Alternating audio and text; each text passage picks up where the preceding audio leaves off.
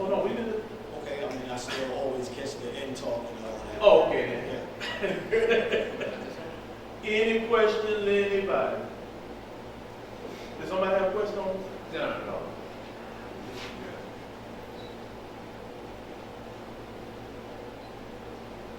And for y'all that don't know,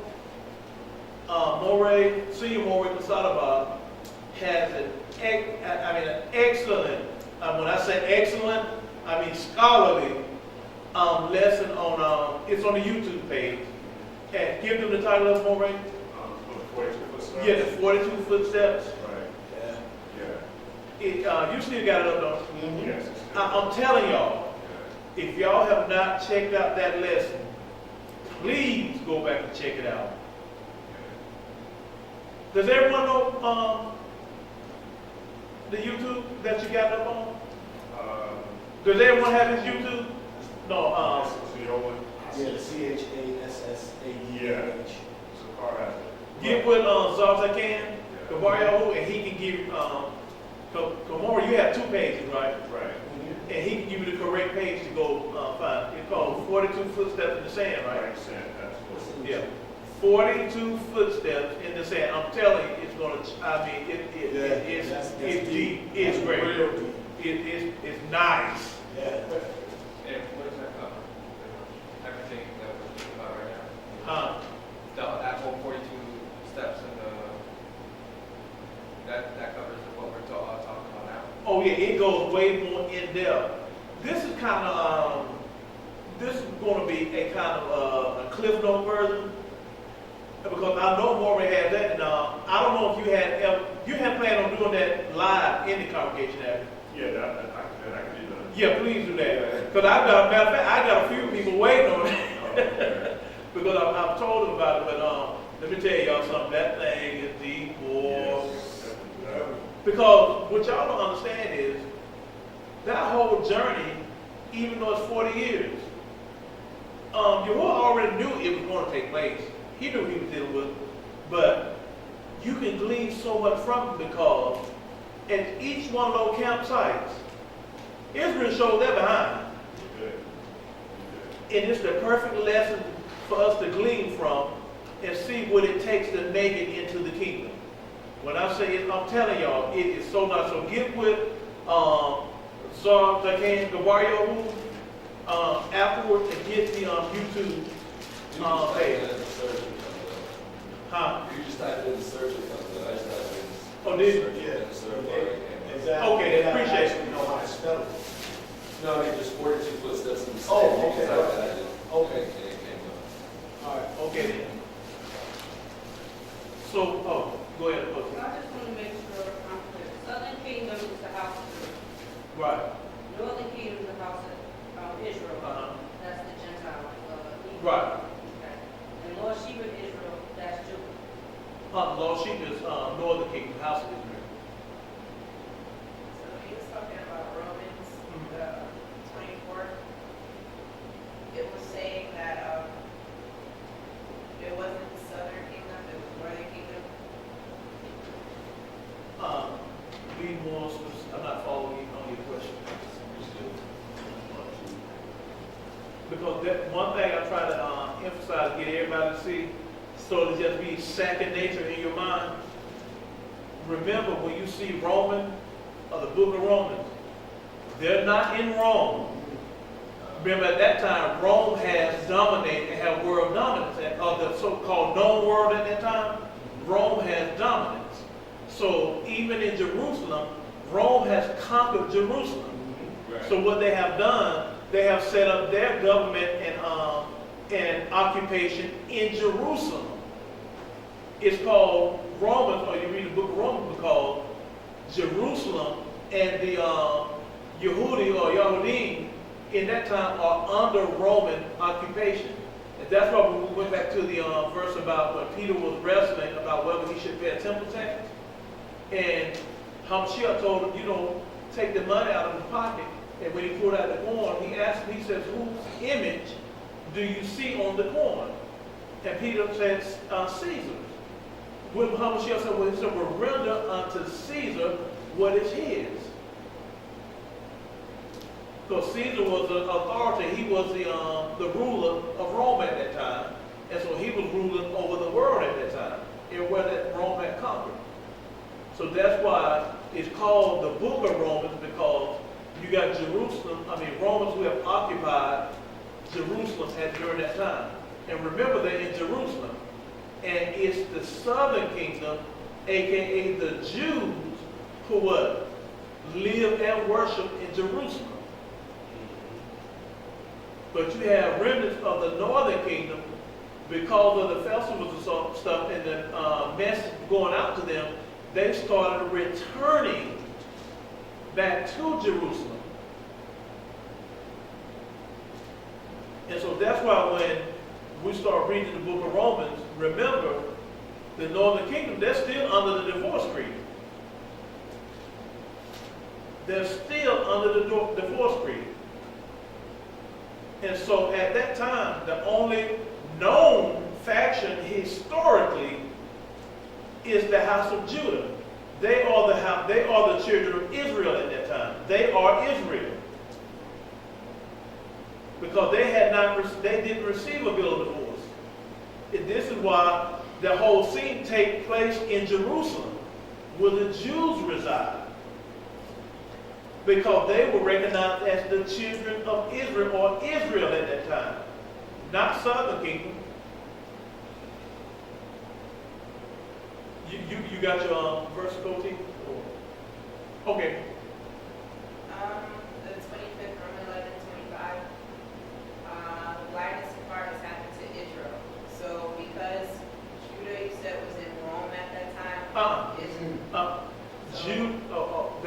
Judah is in Jerusalem, but you know the Romans just like the Romans have seized Jerusalem, and so now the Romans are in Jerusalem, set up over the Jews, or the house of Judah.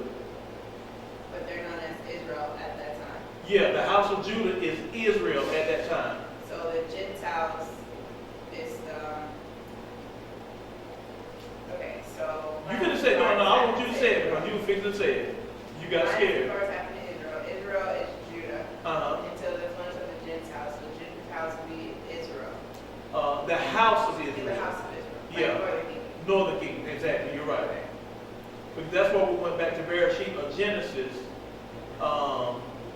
and read how, reading in English, when he said Ephraim should become what? A multitude of nations?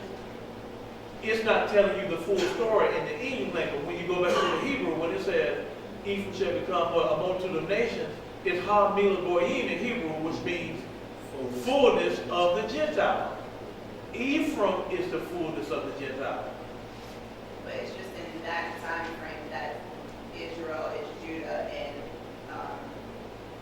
the Gentiles is The house of Israel, yeah, just right. that time. Even up until now. Because, you know, the two, we haven't been reunited yet.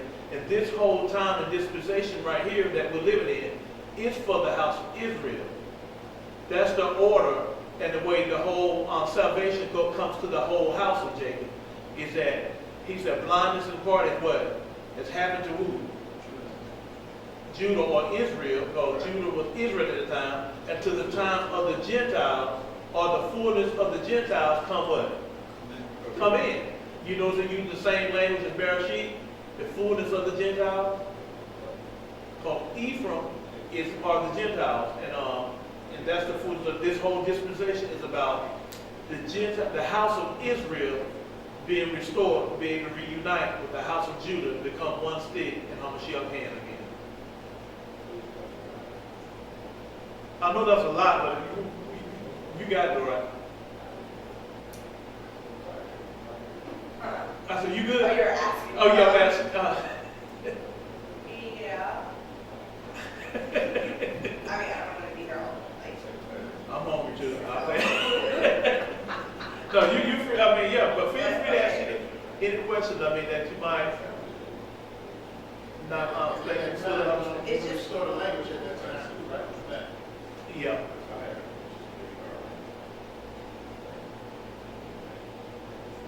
You got a question? Oh, okay. Everybody good? Shabbat shalom, everybody. It's in the hands of the senior more reconciled about. Let's give him a hand as he comes.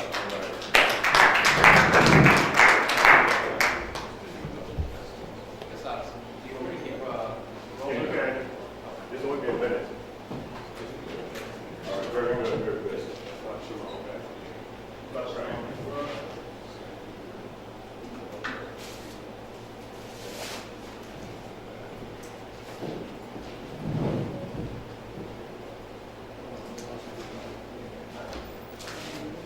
Okay, quickly, real quickly, if you were to look at, for example, like, you're not gonna go too deep into it, but if you go to Romans, the 11th chapter, and exactly the way Moray had pointed out, if we have here, for I would not, brethren, you should be ignorant of this mystery, so that there's a mystery that's happening, because Shaul is the one that's actually, it's been revealed to him that there would be a reunification of both northern and southern kingdom. In the book of Ezekiel, the book of Ezekiel, the 37th chapter, it talks about the two sticks being joined back together. Because there was a split between northern kingdom and southern kingdom. And so, as we already know what a lot of the Christian churches do, they look at the Gentiles as being somebody else, and they never talk about the reunification of northern kingdom and southern kingdom. They never talk about that, because the Father's done away with the whole nation of Israel. Israel could not be, rehabilitated, so the Father has said, forget about them, we're going to be dealing with somebody else. But this is the mystery here now. He said, for I would not, brother, that you should be ignorant of this mystery, because now you would be wise in your own conceit. That blindness in part is happening to Israel. And so we already know who this is here, right? Everybody collectively, as a body, know who this is referring to. We're 27, right? We're still in 25. 25. So remember now, this is a mystery. But Shaul has explained to us now that we should not be wise in our own conceit.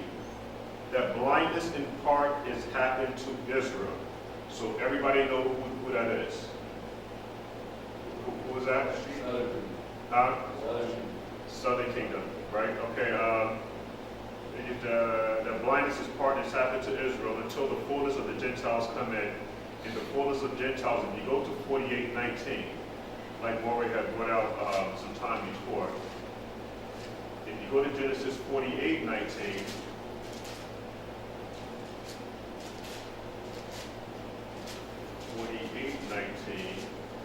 it tells us exactly who these people are.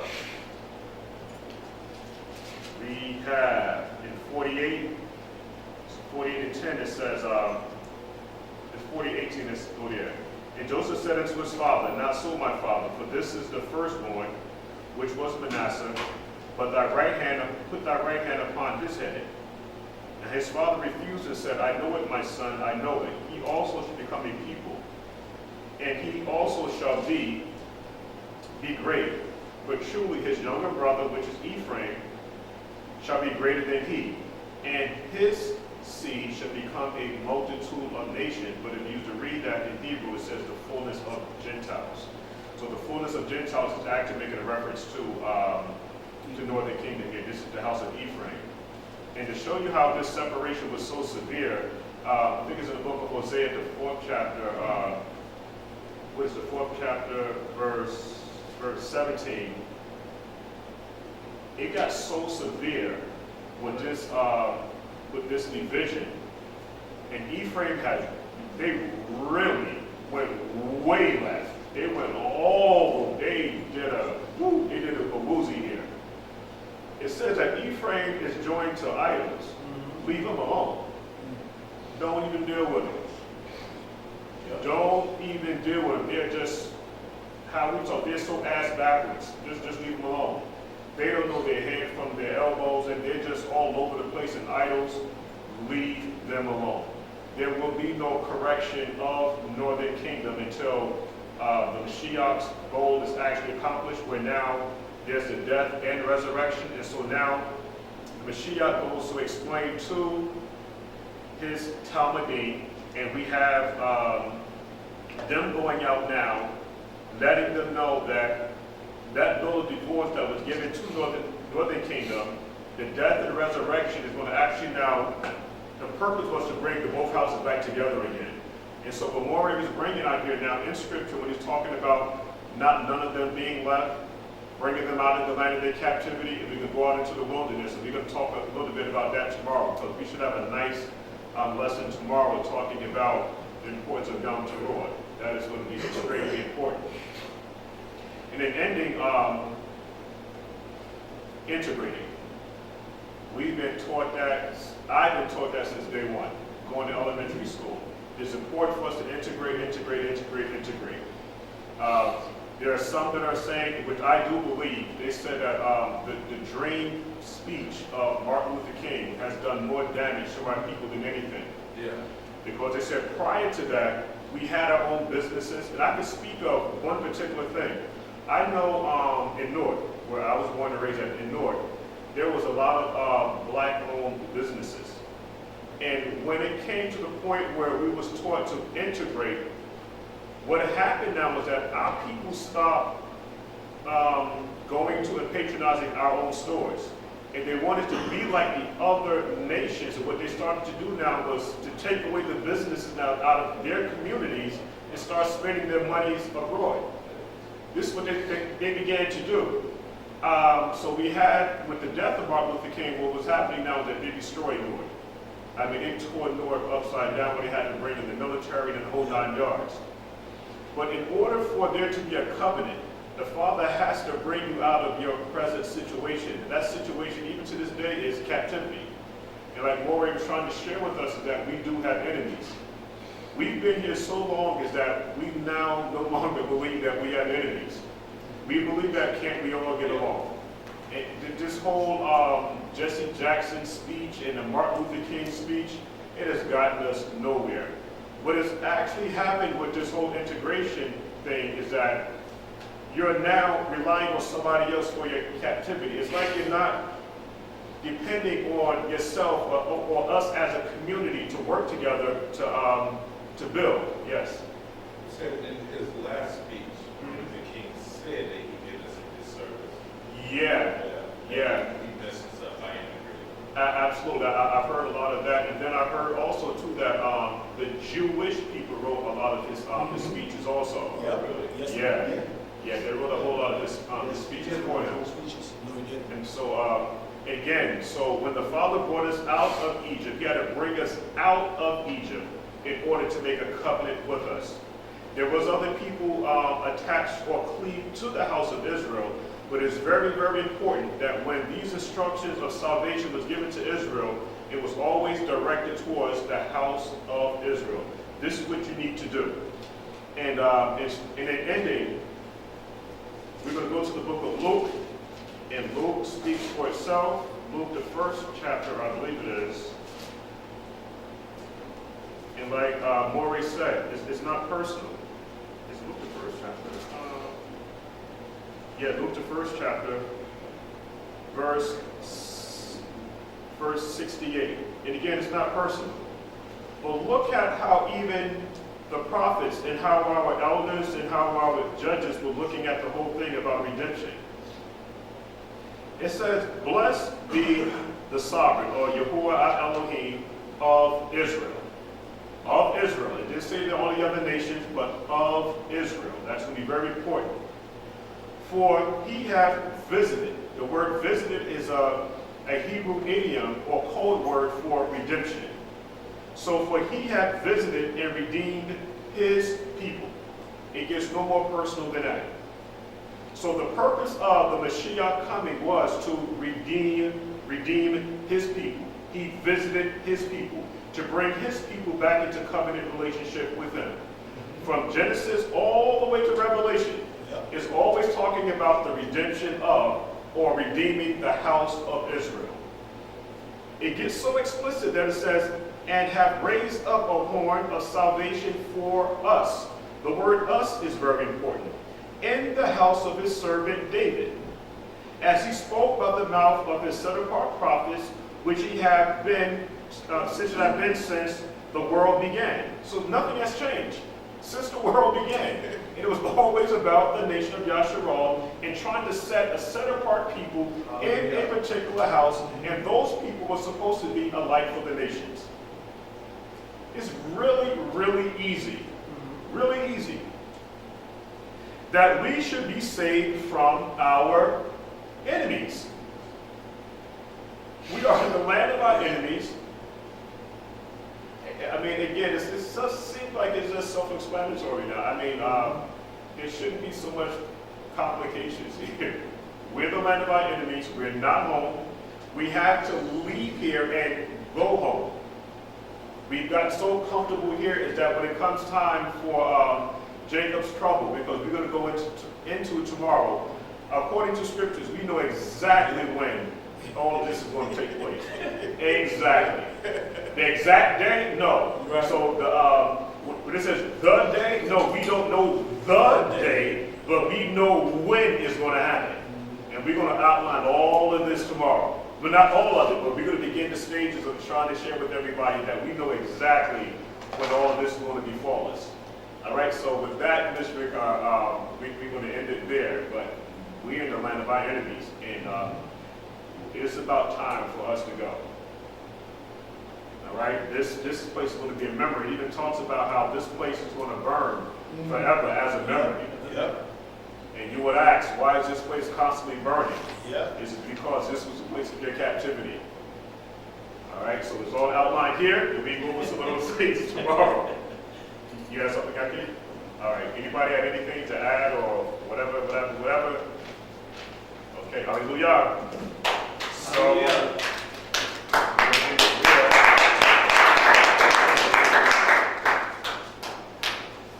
okay, we can shut it down. Before we end things, was there anything that you needed to bring to our attention? Tomorrow we have the Young Torah blowing up the trumpets at 12 o'clock. We'll start till 3. Right. And then after we be It was till 1. Oh yeah, Yeah. it's from 12 so to from 1. 12 to 1, and then from 1 to 3 we'll be breaking bread. It will be at Zabu's house. If you need the address, let me know and I can text it to you. Also, I know we're working on parking because the PGA tour is also happening, so there's some detours coming that way. And we're asking every family or person that is attending if they can bring a dish. And I'll text everyone the remaining festivals for this year.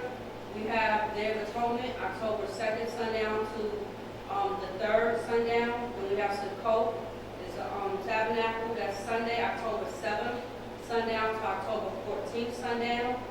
And then we have the Great Day, which is sundown October 14th until the 15th of sundown. So I'll text those to everyone again, just a reminder. Okay. I So, was going to say that on Memorial Drive in Candler, there's a water debris that had closed down. We can park over there, we can park over there. I got about 4 places. I can get about 4 cars in my driveway. Or we might be able to park. I think that would be the safest place. But down at the end on my street on Austin and Candler, there's also a business that's kind of closed down that we can park in there. And then we could, you guys call, we could shuttle you guys back and forth. So we just pick you up and bring you down. And then, I got a pass for you, maybe you. Yeah. So once I get the cars in, I'll have the 3 extra passes. So you'll be able to actually get in, but we got to find, this might be the one time I'll let y'all park on my drive. So we'll work it out. Okay. As we go. So we'll try to get it done. okay. So I guess, Rob, we're going to have to also get together and try to finalize and get some things together, because I know that I'll be able to attend Sukkot, obviously all day Sunday, Monday, Tuesday, and Wednesday. So I can help with the cooking on Sunday, Monday morning, Monday night, Tuesday morning, Tuesday night, Wednesday morning, but not Wednesday night, because I would have to get myself ready for work, because I'll leave out about midnight. So we're going to need some brothers and sisters to try to help with that also, with the, with the preparing of the meal, yes.